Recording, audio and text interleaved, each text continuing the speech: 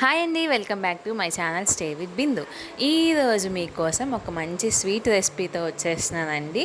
మన అందరికీ వచ్చింది, చాలా ఈజీగా సింపుల్గా ఇంట్లోనే చేసేసుకోవచ్చు. క్యారెట్ హల్వా అండి. మనం ఏదైనా అకేషన్స్కి కానీ పండగలకి కానీ చాలా సింపుల్గా ఈజీగా 20 మినిట్స్లో మనం దీన్ని ప్రిపేర్ చేసుకోవచ్చండి. ఇప్పుడు దీన్ని ఏ విధంగా ప్రిపేర్ చేసుకున్నామో ఈ వీడియో అంతా చూసేసి నేర్చేసుకోండి. మీ ఇంట్లో పెద్ద కళాయి ఏమైనా ఉంటే వెడల్పుగా ఉన్నది ఆ కళాయి తీసుకొని దాంట్లో ఒక 3 టేబుల్ స్పూన్ దాకా నెయ్యి యాడ్ చేసుకున్నాము. దీనికి నెయ్యి క్వాంటిటీ అనేది ఎక్కువ పడుతుంది కాబట్టి నెయ్యి యాడ్ చేసేసుకొని మీరు నెయ్యినే ప్రిఫర్ చేసుకుంటే చాలా టేస్టీగా ఉంటుంది. దీంట్లో నేను బాదం పప్పు ఒక 10 నుంచి 15 దాకా కట్ చేసుకొని వేసుకున్నాను. పంకిన్ సీడ్స్ యాడ్ చేసుకున్నాను. మళ్ళీ కిస్మిస్ కూడా యాడ్ చేసుకున్నానండి. మీ ఇంట్లో ఏమైతే డ్రై ఫ్రూట్స్ ఉన్నాయో అవి చిన్న చిన్న పీసెస్గా కట్ చేసుకొని నెయ్యిలో బాగా ఫ్రై చేసుకున్నామండి. ఈ విధంగా ఫ్రై చేసుకోవాలి. మనం ఎంతైతే ఫ్రై చేసుకొని అవి క్రిస్పీగా వచ్చేదాకా మనం ఫ్రై చేసుకుంటే మనం డ్రై ఫ్రూట్స్ ఆ క్యారెట్ హల్వా తినేటప్పుడు ఆ డ్రై ఫ్రూట్స్ టేస్ట్ కూడా మనకి చాలా అర్థమవుతుందండి. ఈ విధంగా బ్రౌనిష్గా మనం ఫ్రై చేసుకొని పక్కన పెట్టేసుకుందాం. ఈలోపు మనం ఇక్కడ 1/2 కేజీ క్యారెట్స్ తీసుకున్నానండి. ఇక్కడ నేను అవి మొత్తం పీల్ చేసేసుకుని ఇట్లాగా మొత్తం పీల్ చేసుకొని మొత్తం వాష్ చేసుకున్నామండి. మనం ఎటువంటి వేస్ట్ లేకుండా మొత్తం వాష్ చేసేసుకొని ఒకటి మనం ఇట్లాగా తురుముకోవటానికి ఏమైనా తీసుకొని ఈ సైజులో ఉంది కదండి, ఈ హోల్ సైజు దాంట్లో మనం ఈ క్యారెట్స్ అన్నీ తురిమేసుకున్నామండి. మనం చిన్నగా కాకుండా ఈ సైజులో మనం తురుముకుంటే మన క్యారెట్ హల్వా అనేది పేస్ట్ అవ్వకుండా కొంచెం మంచిగా వస్తుందండి.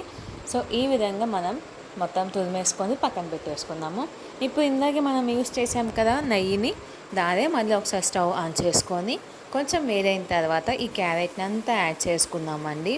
మనం నెయ్యిలో ఈ క్యారెట్ అంతా కుక్ అవ్వాలండి.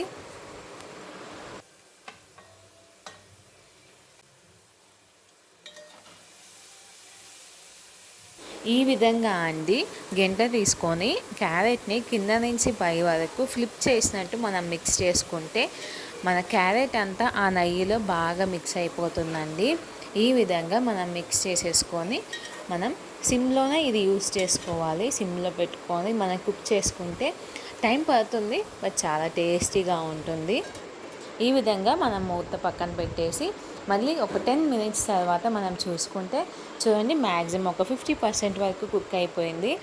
మనం మధ్య మధ్యలో ఓపెన్ చేసి కొంచెం మిక్స్ చేసుకుంటూ ఉండాలి. ఎందుకంటే వాటర్ కంటెంట్ లేదు కాబట్టి ఆ వాటర్ కంటెంట్ ఇంకిపోయిన తర్వాత కొంచెం మాడుతూ ఉంటుంది. అట్లా మాడకుండా మనం మిక్స్ చేసుకోవాలి.